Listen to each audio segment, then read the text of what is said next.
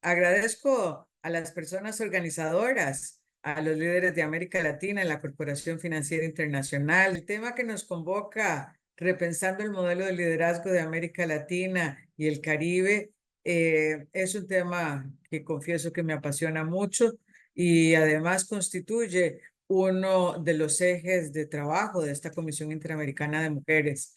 Así es que cuando uno habla de este tema, y pensando un poco dónde es que están las mujeres, qué es lo que venimos haciendo, sin duda alguna, uno de los principales balances que hay que hacer es que tenemos muchos avances, pero también una serie de pendientes. Y quisiera hablar algo de la representación, de lo que ha venido siendo para la región, que estén más mujeres parlamentarias, por ejemplo, en nuestra región, siendo el número o el dato mundial más alto. Nosotros tenemos más de un 35.8% en promedio. Por supuesto que este promedio también esconde países que tienen un dato inferior al 20%, que por cierto son más o menos 6 en la región. Pero lo cierto es que en conjunto la región muestra unos buenos datos de representación parlamentaria, lo que no es así en relación con las alcaldías. Y es como curioso, porque las alcaldías son, digamos, donde están las mujeres liderando en el territorio. Es ese como el espacio natural del liderazgo de las mujeres, pero lo cierto es que ahí solamente el promedio es de un 15.4%, aunque cuando vemos los órganos deliberativos de estos gobiernos locales, pues ahí llegamos a un 27%. Los datos también señalan que los temas de esta representación en el sector privado, lo que para ustedes no debe ser una novedad, porque son parte de ese espacio y lo saben, señalan claramente que solamente un 25% de los puestos directivos a nivel regional en las empresas privadas están ocupados por mujeres y que el porcentaje de CEOs de mujeres es apenas de un 17%. De manera que estos temas tienen que llamarnos a la reflexión y es parte del balance que hay que seguir haciendo. Para la Comisión Interamericana de Mujeres, hacer esta reflexión lo hacemos de la mano de un concepto estratégico que es el concepto de paridad. Este es un concepto que no se restringe a un tema numérico, que sí es muy importante, que es mitad y mitad. Es decir, si somos la mitad de la población, en esa misma medida debemos de estar garantizar nuestro acceso equitativo, igualitario en todos los espacios de toma de decisión. Pero lo cierto es que no se restringe a este tema, sino que tiene dos elementos conceptuales adicionales que quisiera compartirles. Una es que no es lo mismo llegar que quedarse. Es decir, llegar a un espacio de toma de decisiones, ser la CEO de una empresa, no es lo mismo que permanecer y ejercer el poder en este espacio. Y esto estamos hablando de condiciones igualitarias para acceder a los cargos de representación o los cargos de toma de decisión. Y aquí, para esto, se requiere realmente políticas y medidas para garantizar que el acceso a el poder, la toma de decisiones, sea en condiciones igualitarias y por tanto las mujeres estemos libres de violencia. Y aquí hay un tema que ha sido colocado por las mujeres como uno de los obstáculos estructurales más importantes en términos de la representación, en términos de la toma de decisión. Y mire, aquí a veces traigo a colación algunos ejemplos, pero basta recordar el caso de la ex primer ministra de Nueva Zelanda, Jacinta Ardern, quien sorprendió al mundo hace más de un año, 2 años tal vez, argumentando en su dimisión que ya no tenía suficiente gasolina en el tanque, señaló en aquel entonces, para seguir adelante con el puesto. Y lo que posteriormente se da cuenta es que realmente era una mujer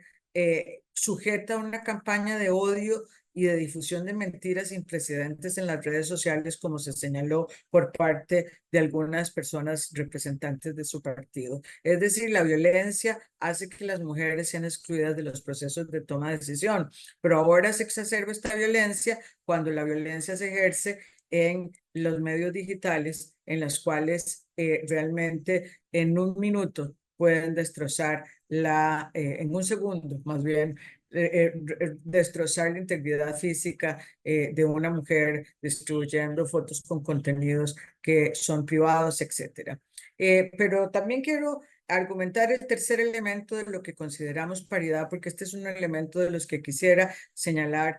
más representativos y que hacen y constituyen a la identidad del liderazgo de las mujeres. Y es el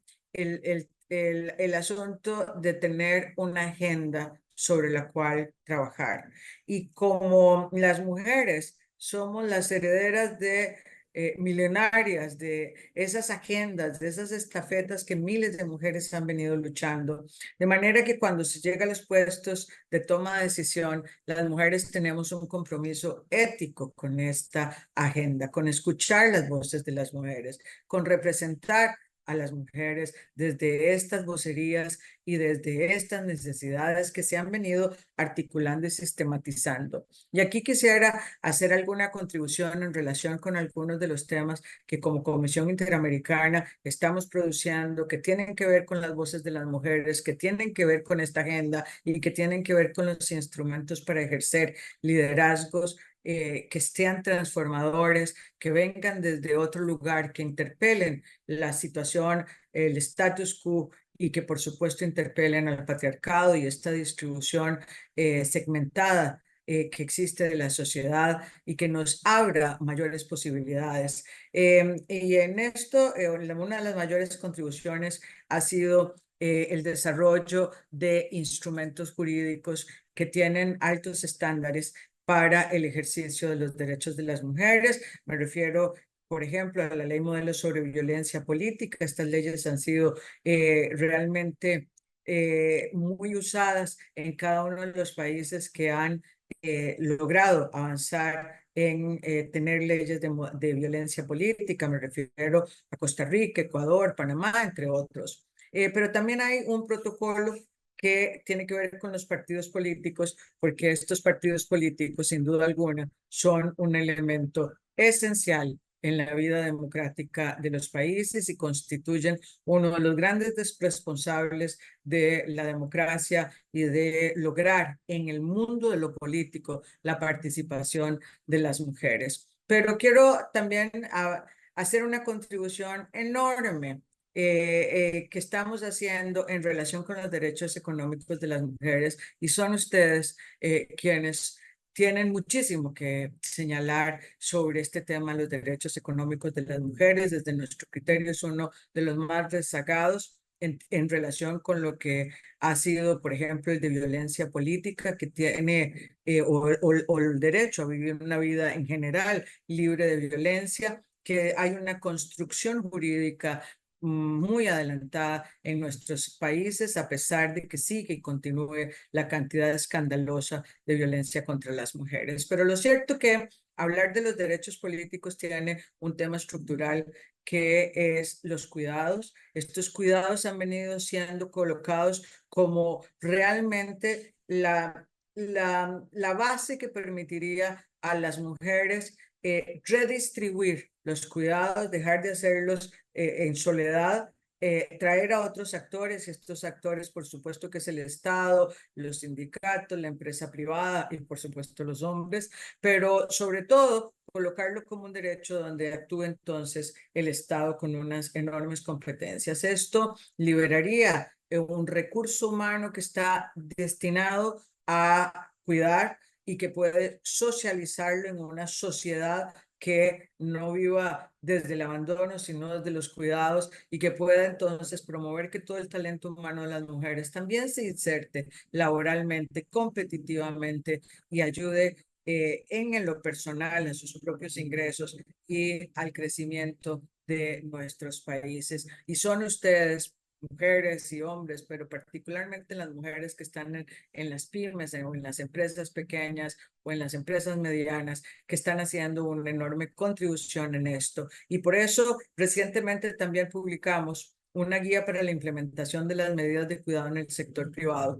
que ha venido siendo muy interesante para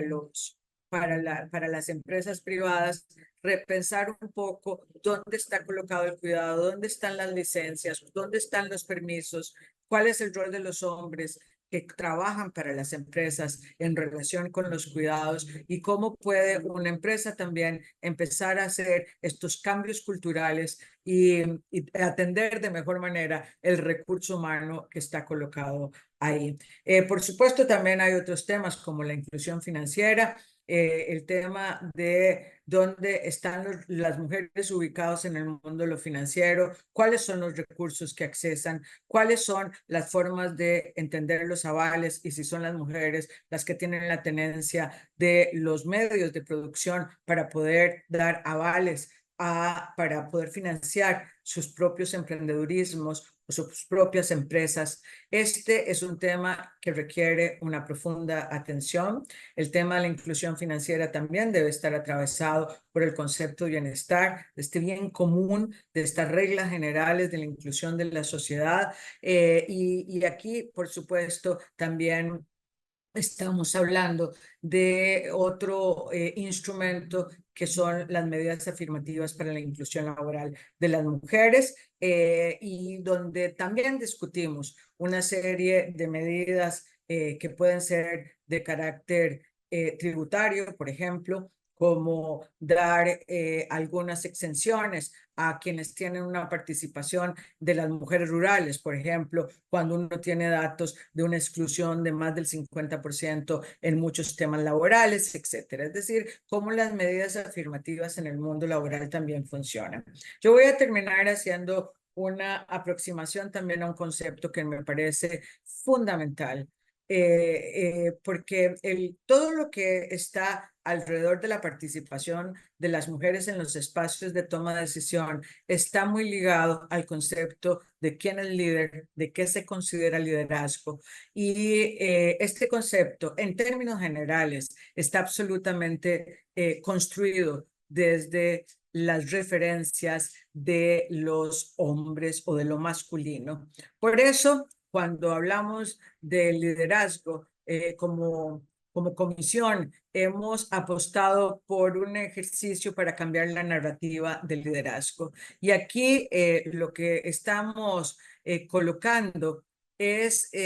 varios elementos y por eso le pusimos el apellido de disruptivo, porque de algún modo el liderazgo que se ejerce desde las mujeres tiene que hacer una ruptura de los moldes. Es decir, debe de algún modo utilizar el poder que se tiene para interpelar el status quo, para interpelar ese sistema que no favorece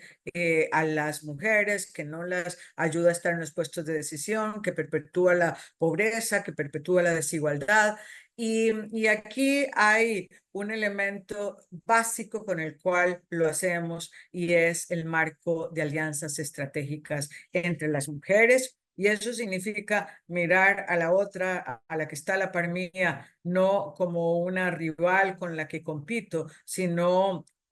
tampoco como mi mejor amiga, porque podemos tener grandes diferencias y pensar distinto, pero sí como la que está ahí, que le ha costado tanto como a mí y que puedo hacer una alianza estratégica para empujarnos, para avanzar en esta agenda y que estos temas que asumamos y que estos ejercicios de liderazgo tiendan a una profunda transformación. Este es un documento que pueden accesar en la Comisión Interamericana de Mujeres. Yo se los recomiendo. Tiene que ver con las voces de muchas mujeres que nos dicen cómo ha estado el ejercicio de su liderazgo, cómo lo han hecho, los obstáculos que han enfrentado. Y lo que estoy tratando de apostar es el objetivo estratégico de este cambio de narrativa del concepto de liderazgo y este ejercicio en el marco de alianzas estratégicas y sororales para una agenda de transformación. Termino nada más y ahora sí